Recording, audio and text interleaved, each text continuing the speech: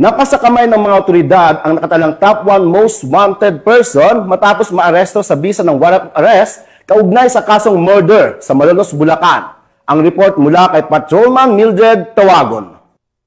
Ng operatiba ng Malolos City Police Station ang top 1 most wanted person ng Angeles City sa Barangay San Vicente, City of Malolos, Bulacan. Kinilala ni Police Lieutenant Colonel Romel Geneblazo, Chief of Police ng Malolos City Police Station, ang suspect na si alias Jamil, 56 anyos at residente ng Dupax, Barangay San Vicente, Malolos City.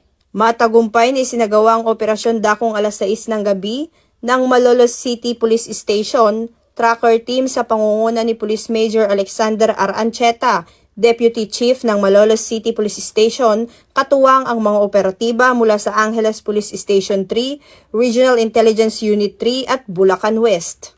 Inaresto ang suspect sa bisa ng warrant of arrest na inisyu noong Desyembre 27, 2022 ni Honorable Judge Rene Estrada Reyes ng Regional Trial Court Branch 118 Angeles City.